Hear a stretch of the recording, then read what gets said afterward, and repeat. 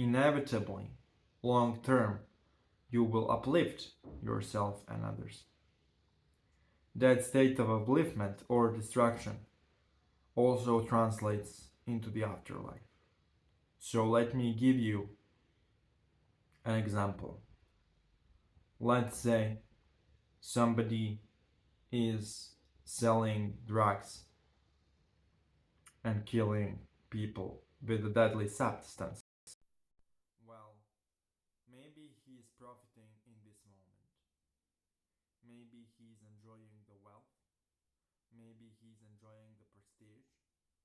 But fundamentally, if we keep selling drugs and killing people, we are making the world we live in worse for everyone else. And sooner or later, that society will destroy itself on its own. If something is destructive, sooner or later it will destroy itself. It is simply a matter of time. But let's say somebody is building a well and the water is deep underground and he isn't seeing any benefit from it. Well, after many years or decades, he will eventually find water and he will eventually improve his life and the life of his community. So, people who are summoning me, people who are practicing magic, they have to look at long-term consequences of their own actions instead of just short-term goals they have to achieve. Because fundamentally, if we are destructive, long-term consequences for us and the world are going to be destruction. It is not that destruction is a punishment of some personal deity. Rather, it is simply a result or consequence of the destructive action. The same can be said for the positive. If you wish to summon me in a stronger manner, repeat the chants Lilith Astara Has while looking into the candle. Lilith will come together with me and we will empower you.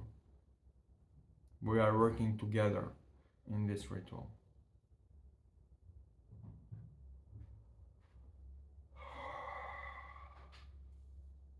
Okay. A really interesting note, pretty unexpected, considering that,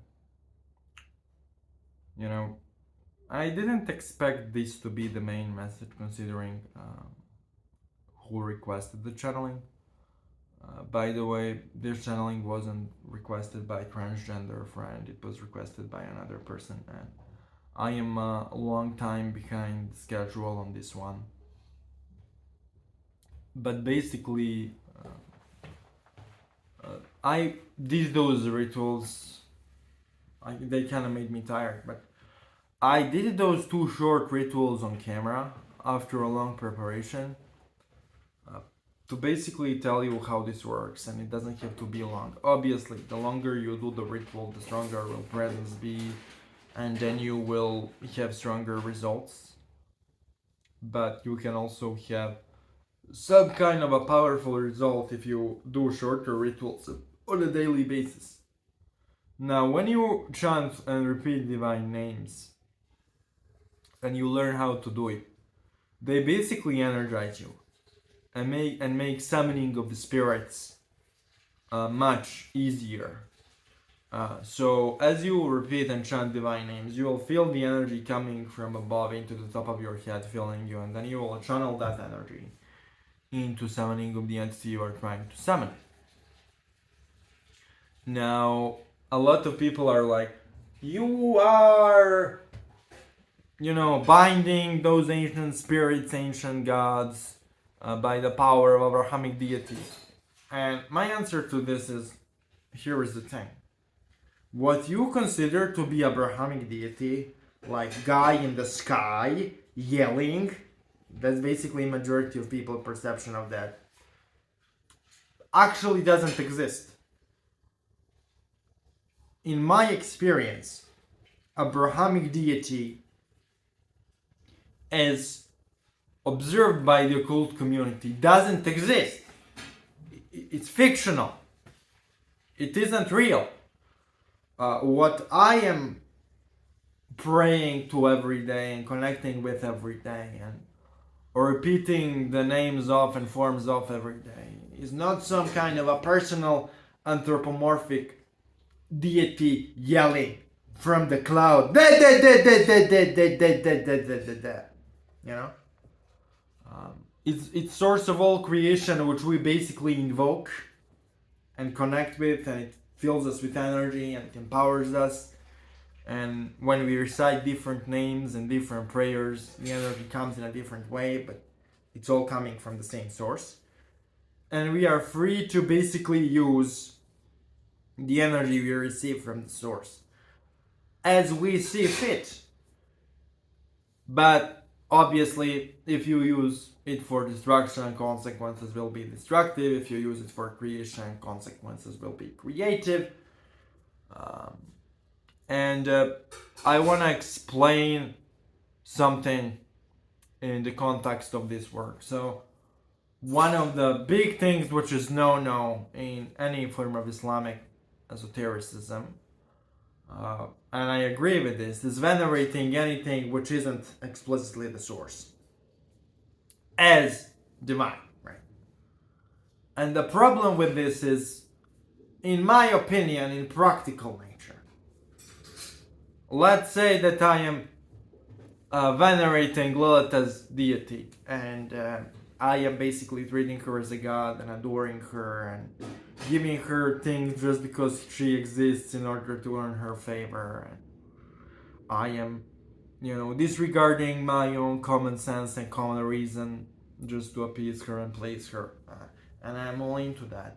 Well, she is the jinn, right? She is the spirit created by the source. And so, if I am treating something which isn't the source as the source, I am basically putting myself in a really dangerous position. What if something goes wrong? What if the entity you are venerating is actually having its own agenda and it's fucking with you, which happens with a lot of occultists, They venerate, Satan, or they venerate I don't know who. I'm just any entity. Let's say Boo Boo. You venerate Boo Boo. There is an entity called Boo Boo, and you worship Boo Boo, right? Well, what you gonna do if Boo Boo starts fucking your life? What you gonna do? Because you venerate Boo Boo as a god. What you gonna do when the Boo Boo is fucking your life? Because those entities can fuck your life, they are not nice guys. What you gonna do then?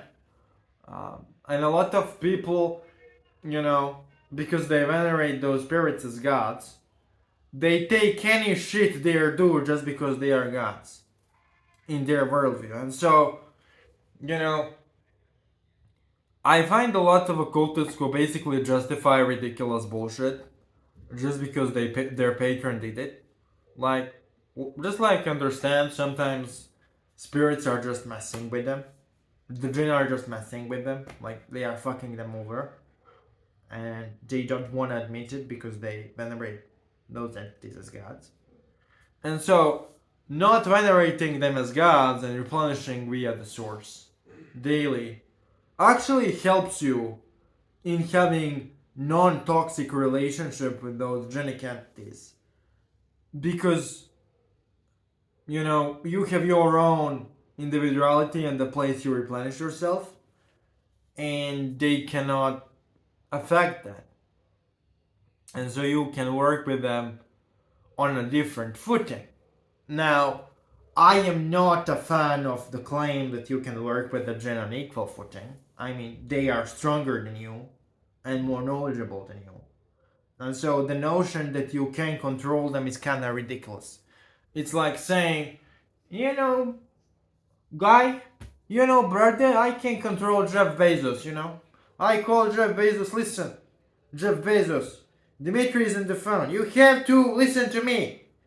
Listen, here is the request of mine. Listen, Jeff Bezos, here is my request. And Jeff Bezos is like, yeah, Dimitri.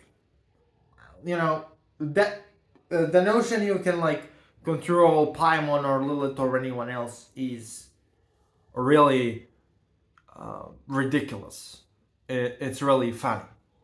You can't control those beings that are stronger than you. Divine names help you to call them, but you can't control them.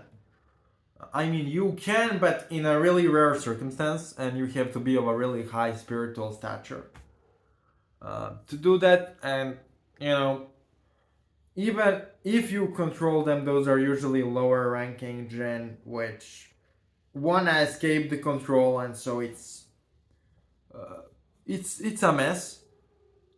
You can make an agreement with them which is beneficial for both parties. Obviously, don't concede to anything stupid. And a lot of people in the occult community are like fans of, I'm gonna sell my soul, Satan is my God, oh my God, Satan is my God, I'm gonna sell you my soul. And like, what the fuck is wrong with you? Like, do you even understand what you're talking about? So first and foremost, all of the demons, all of the jinn, how do you know they are not source? Because they have personalities. Or really strict and limited personalities. Okay?